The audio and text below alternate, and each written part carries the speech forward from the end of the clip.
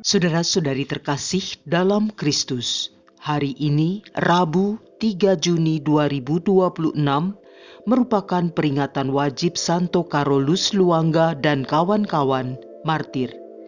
Bacaan dibawakan oleh Irene Santi, Mazmur dilantunkan oleh Maria Cornelia, dan renungan ditulis oleh Willy Wibianto. Selamat menekuni Sabda Allah.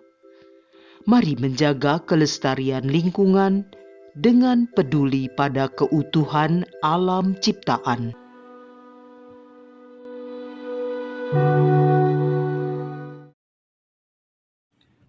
Dalam nama Bapa dan Putra dan Roh Kudus. Amin. Tuhan Yesus Kristus, pada hari ini kami datang kepadamu dengan hati yang rindu untuk semakin mengenal dan mencintaimu. Bukalah hati dan pikiran kami agar mampu memahami sabdamu serta memiliki keberanian untuk tetap setia kepada iman Kristiani di tengah tantangan hidup zaman ini. Melalui teladan Santo Carolus Luangga dan kawan-kawannya, ajarlah kami untuk berani mempertahankan kebenaran, kesucian, dan kasih kepadamu sampai akhir hidup kami. Amin. Bacaan dari surat kedua Rasul Paulus kepada Timotius. Bab 1 ayat 1 sampai dengan ayat 3, dilanjutkan ayat 6 sampai dengan ayat 12. Dari Paulus, Rasul Kristus Yesus, oleh kehendak Allah untuk memberitakan janji tentang hidup dalam Kristus Yesus, kepada Timotius, anakku yang kekasih. Kasih karunia, rahmat, dan damai sejahtera dari Allah Bapa dan Yesus Kristus Tuhan kita menyertai engkau. Aku mengucap syukur kepada Allah yang kulayani dengan hati nurani yang murni, seperti yang dilakukan nenek moyangku. Dan selalu aku mengingat engkau dalam permohonanku, baik siang maupun malam. Karena itulah kuperingatkan engkau untuk mengobarkan karunia Allah yang ada padamu oleh penumpangan tanganku. Sebab Allah memberikan kita bukan roh ketakutan, melainkan roh yang membangkitkan kekuatan, kasih, dan ketertiban. Jadi, janganlah malu bersaksi tentang Tuhan kita, dan janganlah malu karenaku, orang hukuman karena Dia. Tetapi berkat kekuatan Allah, ikutlah menderita bagi Injil-Nya. Allah menyelamatkan kita dan memanggil kita dengan panggilan kudus, bukan berdasarkan perbuatan kita, melainkan berdasarkan maksud dan kasih karunia-Nya sendiri. Semua itu dikaruniakan kepada kita dalam Kristus Yesus sebelum permulaan zaman. Dan semua itu sekarang dinyatakan oleh kedatangan Juru Selamat kita, Yesus Kristus. Dengan Injil-Nya, Kristus telah mematahkan kuasa maut dan mendatangkan hidup yang tidak dapat binasa. Untuk Injil inilah aku telah ditetapkan sebagai pewarta, sebagai rasul, dan sebagai guru. Itulah sebabnya aku menderita semuanya ini. Tetapi aku tidak malu, sebab aku tahu siapa yang kuandalkan, dan aku yakin bahwa Dia berkuasa memeliharakan apa yang telah dipercayakannya kepadaku hingga pada hari Tuhan. Demikianlah sabda Tuhan.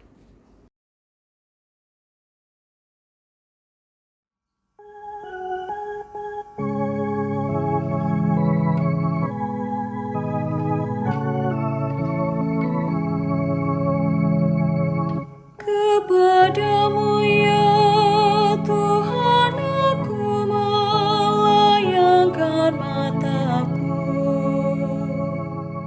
Kepadamu aku melayangkan mataku. Ya Engkau yang bersemayam di surga. Lihat seperti mata para hamba laki-laki memandang kepada tangan tuanya. Kepadamu ya Tuhan aku melayangkan mataku. Seperti mata hamba perempuan memandang kepada tangan nyonyanya. Demikianlah mata kita memandang kepada Tuhan Allah kita, sampai Ia mengasihani kita. Kepadamu ya Tuhan aku melayangkan mataku.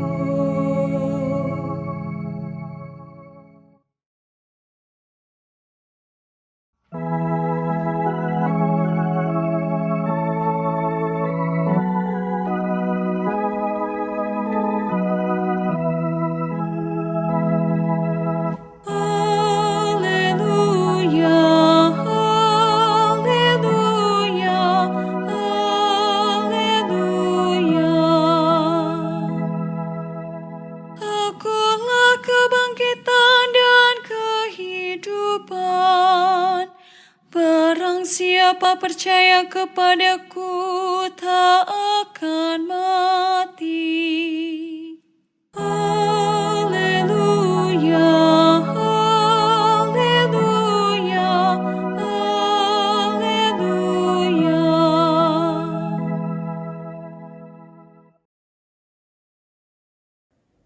Inilah Injil suci menurut Markus, bab 12 ayat 18 sampai dengan ayat 27. Pada suatu hari, datanglah kepada Yesus beberapa orang Saduki yang berpendapat bahwa tidak ada kebangkitan. Mereka bertanya kepadanya, "Guru, Musa menuliskan perintah ini untuk kita. Jika seseorang yang mempunyai saudara laki-laki mati dengan meninggalkan seorang istri tetapi tidak meninggalkan anak, saudaranya harus kawin dengan istrinya itu dan membangkitkan keturunan bagi saudaranya.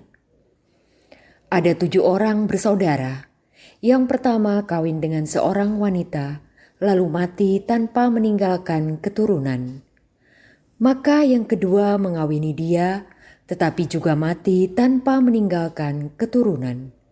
Demikian juga yang ketiga, dan begitulah seterusnya. Ketujuh-tujuhnya tidak meninggalkan keturunan. Akhirnya wanita itu pun mati. Pada hari kebangkitan, bila mana mereka bangkit, siapakah yang menjadi suami perempuan itu? Sebab ketujuh-tujuhnya telah beristrikan dia." Jawab Yesus kepada mereka, "Kalian sesat, justru karena kalian tidak mengerti kitab suci maupun kuasa Allah. Sebab di masa kebangkitan orang mati, orang tidak kawin atau dikawinkan. Mereka hidup seperti malaikat di surga. Mengenai kebangkitan orang mati, tidakkah kalian baca dalam kitab Musa, yaitu dalam cerita tentang semak berduri, bahwa Allah bersabda kepada Musa, 'Akulah Allah Abraham, Allah Ishak dan Allah Yakub.' Allah bukanlah Allah orang mati, melainkan Allah orang hidup, kamu benar-benar sesat. Demikianlah sabda Tuhan.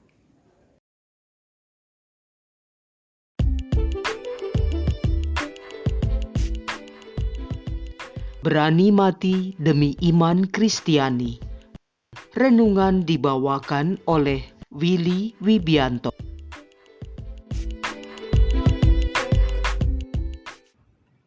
Ada 7 orang bersaudara. Yang pertama mengawini seorang perempuan, lalu mati tanpa meninggalkan keturunan. Lalu yang kedua juga mengawini dia, dan mati tanpa meninggalkan keturunan. Demikian juga dengan yang ketiga. Begitulah seterusnya, ketujuhnya tidak meninggalkan keturunan. Akhirnya, sesudah mereka semua, perempuan itu pun mati. Pada waktu kebangkitan, ketika mereka bangkit, siapakah yang menjadi suami perempuan itu? Sebab ketujuhnya telah beristrikan dia.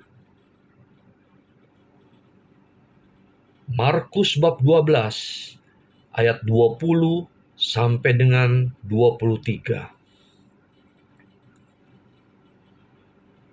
Dalam Injil hari ini, orang-orang Saduki mencoba menjebak Yesus dengan pertanyaan tentang kebangkitan. Mereka sebenarnya tidak percaya akan kehidupan kekal. Namun, Yesus justru menegaskan bahwa Allah adalah Allah orang hidup, bukan Allah orang mati. Hidup manusia tidak berhenti di dunia ini.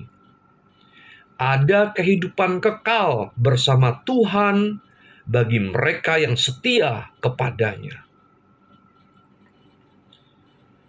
Sabda Tuhan hari ini sangat cocok kita renungkan bersama peringatan wajib Santo Carolus Elwanga dan kawan-kawannya, para martir dari Uganda. Mereka adalah orang-orang muda yang sungguh percaya bahwa kehidupan bersama Tuhan jauh lebih berharga daripada kenyamanan duniawi ataupun keselamatan sementara. Pada masa itu, Uganda masih dipenuhi praktik-praktik yang bertentangan dengan ajaran Kristus.